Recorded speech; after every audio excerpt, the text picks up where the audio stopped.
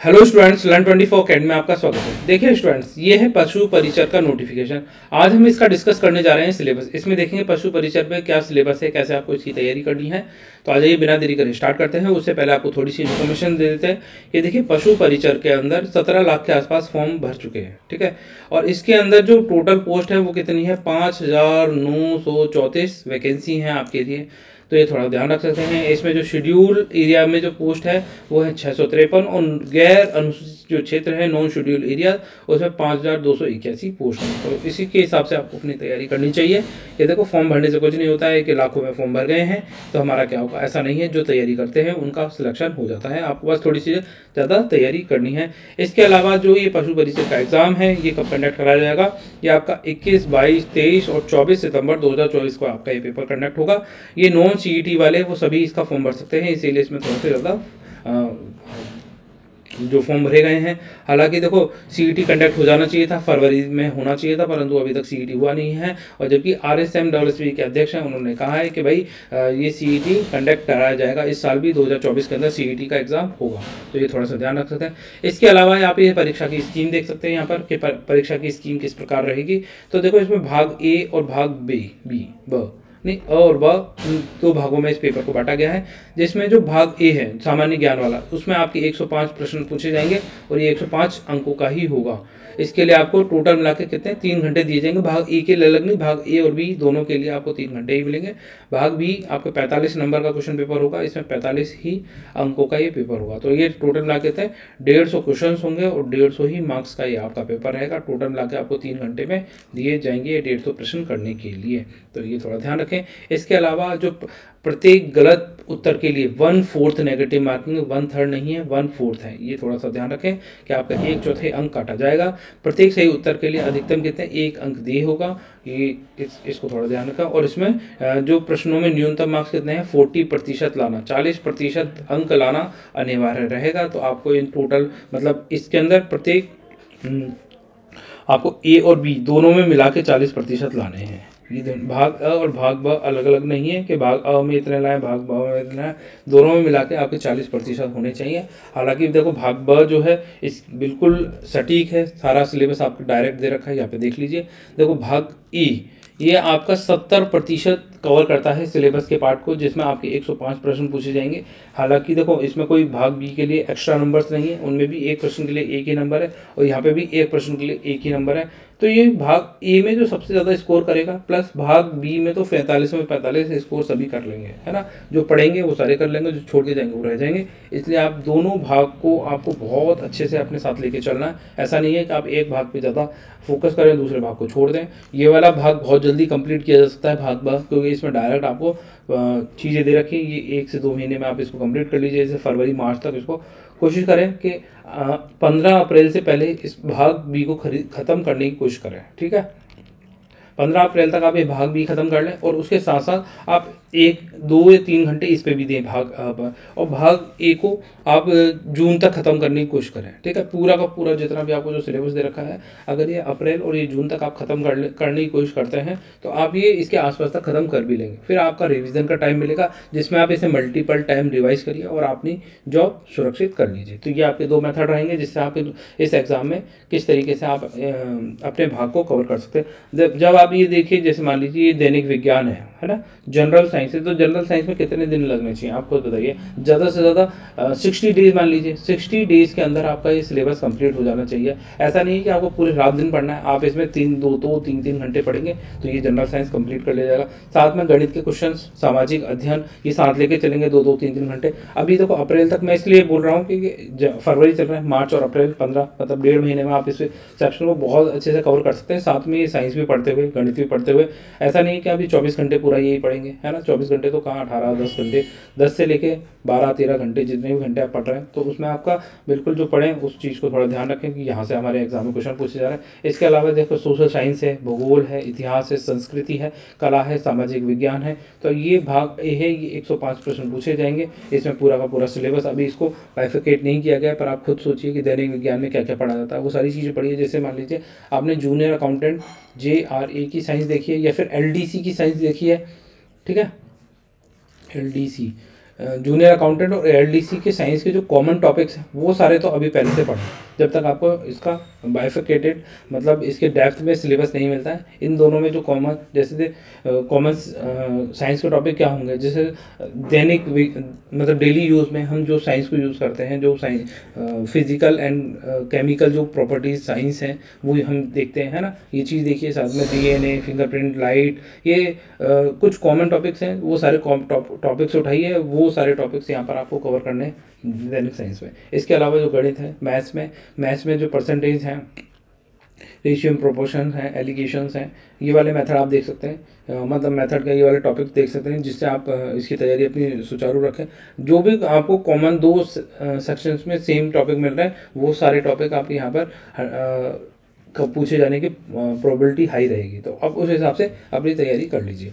साथ में सामाजिक अध्ययन, सोशल साइंस में आप क्या देखेंगे, देखो अभी जो आप एग्ज़ाम जो इनके पेपर्स मतलब आप जो इनकी बुक्स रेफरेंस बुक्स मिल रही होंगी एग्ज़ाम में, तो एग्ज़ाम में क्या मार्केट में जो मिल रही होंगी, तो वो बुक्स इतनी ज़्यादा ऑथेंटिक नहीं है, उनमें एक्स्ट्रा भी मटेरियल होगा या किसी में कम होगा, तो अभी बुक खरीदने से बचें थोड़ा सा। आप बस अगर बुक खरीदना चाहते हैं तो भाग बी की बुक खरीदें, क्योंकि भाग बी को थोड़ा सा डिटेल में समझाया गया है। जैसे मान लीजिए इसमें देखो यहाँ पे बता रखा है, पशुपालन से संबंधित निम्न बिंदुओं का सामान्य ज्ञान, कौन कौन से पशुओं की प्रमुख देसी नस्लें, तो राजस्थान नहीं लिखा हुआ, परंतु हमें इसे राजस्थान के संदर्भ में पढ़ना चाहिए, क्योंकि जनरली राजस्थान का पेपर है, राजस्थान पे प्रश्न पूछे जा सकते हैं। इसके अलावा जो इंडिया की जो प्रमुख देशी नस्लें हैं उनको भी थोड़ा सा देखना है, परंतु राजस्थान की देखने के बाद देखना है, पहले राजस्थान की कंप्लीट करनी है, उसके बाद में आपके पास टाइम बचता है तो फिर उसके बाद आप इंडिया की देख सकते हैं। तो यहाँ पे देसी नस्लें देखनी है और इसके अलावा कोई नस्लें नहीं देखनी है। देसी नस्लें वो देखें जैसे एक होता है हमारी कोई देसी नस्ल है और फिर हमने किसी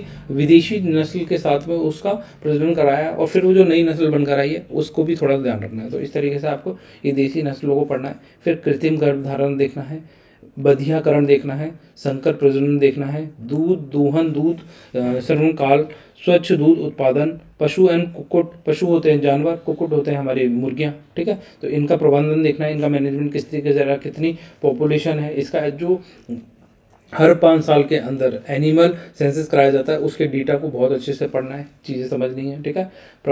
फिर उसके बाद जैविक अपशिष्ट है ना, बायोलॉजिकल डिकम्पोजिशन के बारे में समझना है, कहाँ निस्तारण, किस तरीके से जो बायोलॉजिकल वेस्ट होता है उसको किस तरीके से आप ख़त्म करा जाता है, किस तरीके से उसका डिकम्पोजिशन किया जाता है, ये देखेंगे।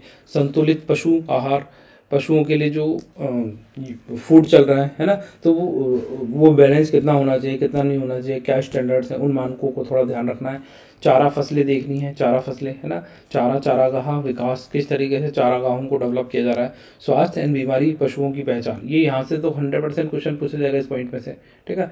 ये बीमारियों वाले जो प्रश्न होते हैं ये यहाँ से जो थोड़े डिफिकल्ट ज़्यादा लगते हैं कि कैसे हम इन बीमारियों को याद करेंगे, कौन सी प्रोटोजोआ से होती है, कौन सी बैक्टीरियल होती है, कौन सी वायरल होती है, ये थोड़ा सा ध्यान रखना है। पशुओं में वायरल भी होती है, बैक्टीरियल भी होती है, प्रोटोजोआ से भी होती है, एल्गल भी होती है, तो ये सारी चीज़ें ध्यान रखनी है कि कौन सी बीमारी किस कारक से होती है और साथ में उसका जो निवारण है वो क्या है, कौन सी उसकी दवाई दी जाती है, कौन सा टीका लगाया जाता है, इन चीज़ों पर ध्यान रखना है। ये थोड़ा डेप्थ में पढ़े इस चीज़ को।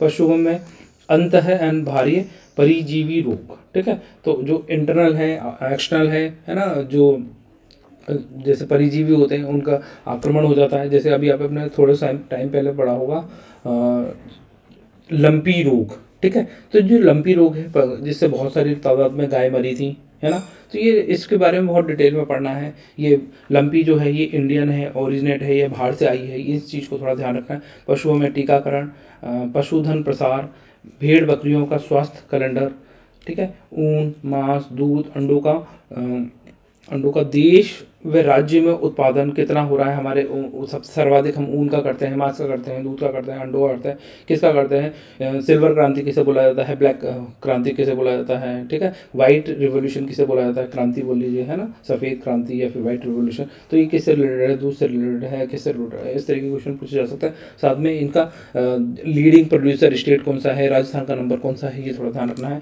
साथ में इसमें ये देखना है प्रति व्यक्ति दूध, मांस, अंडों की उपलब्धता, प्रति पशु दूध की उपलब्धता, ऊन, कतरन भार ढोर वाले जो पशु होते हैं वो वर्मी कंपोस्ट में हम अर्थ फॉर्म को बारे में पढ़ते हैं, जो हमारे केंचुए होते हैं उनके बारे में पढ़ना है, ठीक है। वर्मी कंपोस्ट जो खाद होता है किस तरीके से बनाया जाता है ये।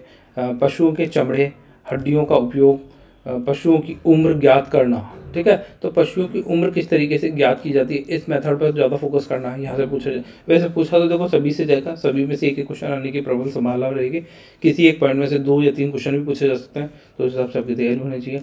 पॉलीथीन से पशुओं और पर्यावरण को जो हानि हो रही है उसको किस तरीके से रोका जाएगा, क्या ये पॉलीथीन का निर्माण किस तरीके से किया जाता है, पॉलीथीन के बारे में भी पढ़ लेना है इसमें थोड़ा सा, कि पॉलीथीन इसलिए ये होती है और आमाशय में जाने के बाद में ये पचती क्यों नहीं है, ठीक है। तो इसके बारे में थोड़ा ध्यान रखना है। पशु बीमा कराना है, पशु बीमा के लिए अभी राज्य में कौन कौन से पशु बीमा चल रहे हैं। साथ में पशु क्रय के समय रखी जाने वाली सावधानियां, पशु मेले, पशु गणना। एक सेकेंड,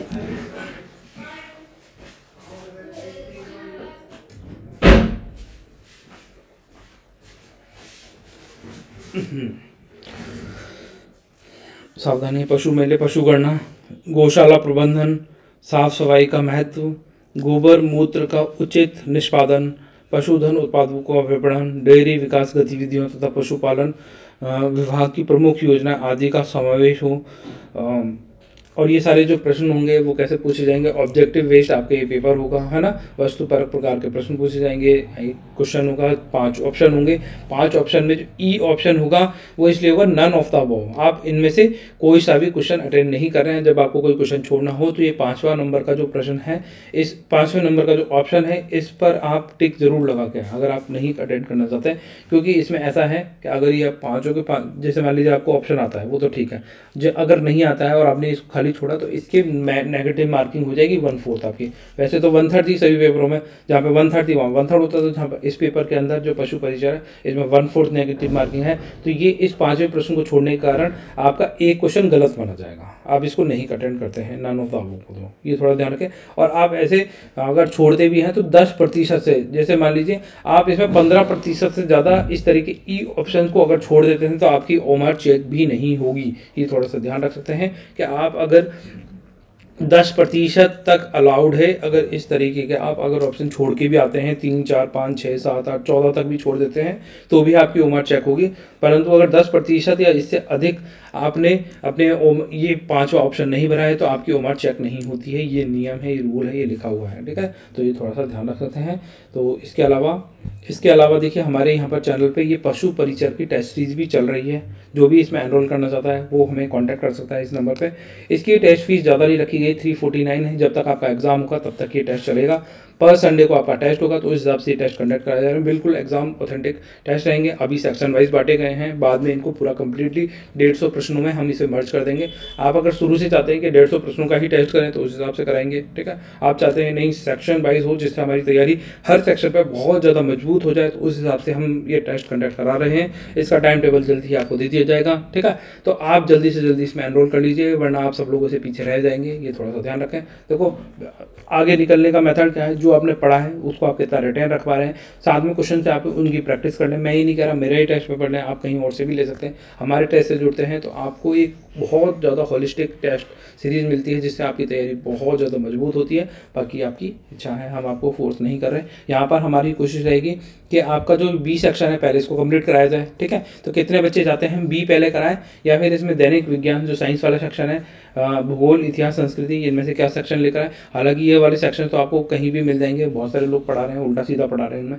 आप चाहते हैं ऑथेंटिक पढ़ाया जाए तो इसका एक बार सिलेबस आ जाए कि इसमें क्या क्या उन्होंने लिखा है, उस हिसाब से हम पढ़ाएं। हम अभी अपने हिसाब से कुछ भी पढ़ा सकते हैं और वो आपके एग्जाम पॉइंट ऑफ व्यू से रिलेवेंट नहीं हुआ तो वो आपका थोड़ा सा वेस्ट चला जाएगा। हालांकि साइंस में जो टॉपिक्स हैं वो कॉमन टॉपिक्स हैं, 70% बिल्कुल सेम वहीं से क्वेश्चन पूछे जाएंगे, वही वाले टॉपिक्स होंगे। जो बाकी 10-20% चेंज होता है तो उसके लिए आप पहले से रेडी रह सकते हैं। साइंस के जो टॉपिक हैं जैसे दैनिक विज्ञान में साइंस का प्रयोग, तो ये टॉपिक तो हमेशा पूछा जाएगा। फिजिकल केमिकल चेंज तो कॉमन टॉपिक है, ये हमेशा रहेगा। लाइट सेम रहेगी, ठीक है। आर्टिफिशियल इंसेमिनेशन की बात यहाँ पे कर भी रहा है, ठीक है। ये गर्भ धारण के लिए बधियाकरण, संकर प्रजनन। अब ये जो संकर प्रजनन है, दो जैसे मान लीजिए आपने नाम सुना होगा घोड़ा, ठीक है। घोड़ा प्लस गधा, ठीक है, गधा, है ना। तो गधा और घोड़े को मिला के क्या बनता है, खच्चर बनता है। ठीक है, तो घोड़ा गधा से खच्चर बनता है। तो ये कौन सी हो गई, संकर प्रजनन हो गई। मतलब दो जातियों को मिला के एक नई प्रजाति बनाई जा रही है, उसे ही संकर प्रजनन बोला जाता है। तो इस तरीके से आपको इसमें पढ़ना है, तो ये सारी चीज़ें थोड़ा ध्यान रखेंगे। तो फिर स्टूडेंट मिलते हैं पशु परिचर के लेक्चर में। अब यहाँ से रेगुलर आपको लेक्चर मिलना चालू हो जाएंगे। तो आप कमेंट सेक्शन में लिखे बताएं, उसी हिसाब से मैं इसके लेक्चर लेकर आता हूँ आपके लिए, जिससे आपकी तैयारी और ज़्यादा मजबूत हो सके। तो फिर स्टूडेंट मिलता है नेक्स्ट लेक्चर में, तब तक के लिए बाय। आप सब लोग खुश रहें, अपना ध्यान रखें।